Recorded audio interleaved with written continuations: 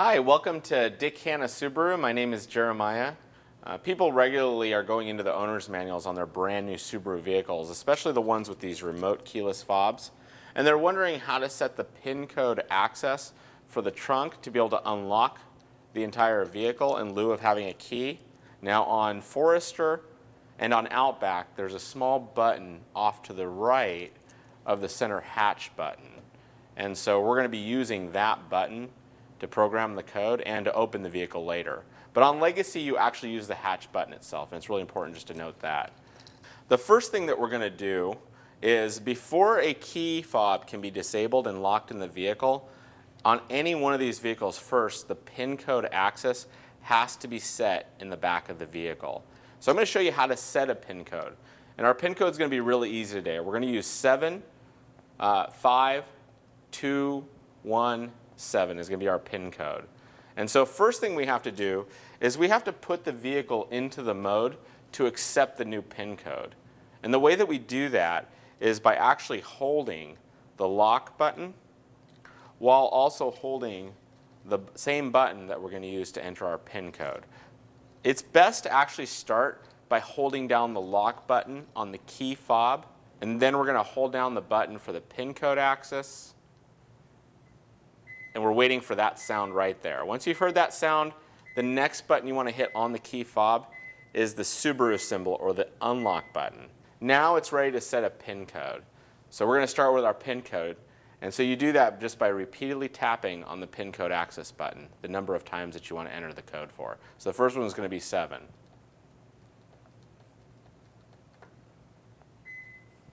Now we're going to go 5,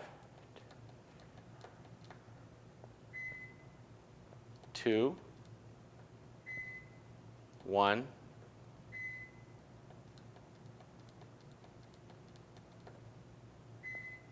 5 numbers.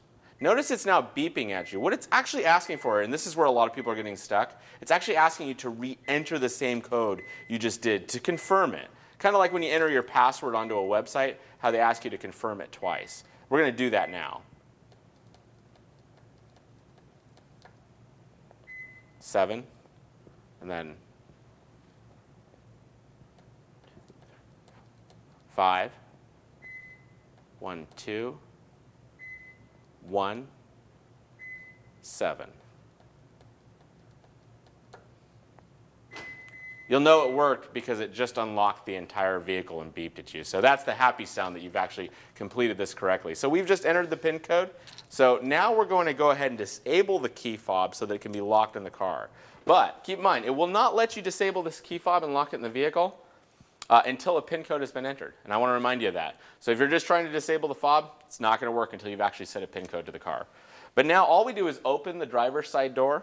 We manually lock the driver's side door.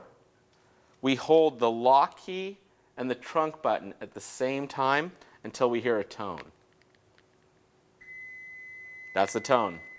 This key fob's proximity has now been disabled. This key fob no longer will be able to be used to start the car or unlock the car by walking up to it like you're familiar with until you re-enable it.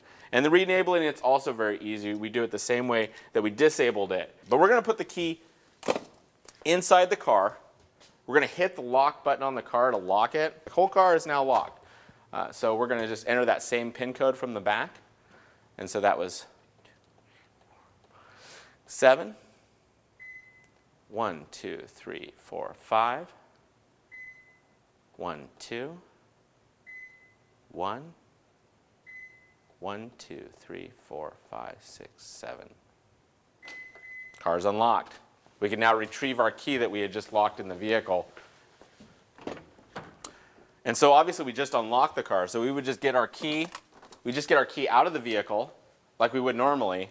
And then we just re-enable it. And again, now that the car's unlocked, we just manually lock the driver's side door, hold the lock and the trunk button,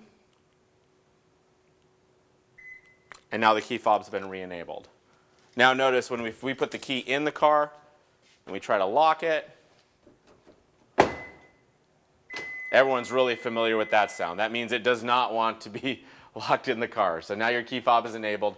You've seen now how to set the PIN code for your car. You've seen how to disable your key fob and how to re-enable it. So hopefully this clears things up with some people who are trying to get this accomplished. The instructions are in the manual, but even I, reading them, found them to be a little bit difficult to understand, especially the part where they want you to reconfirm the PIN code access. And so we thank you again for joining us on this video. Dick Hannah Subaru, again, thanks you for your business if you're a customer, and have a great day.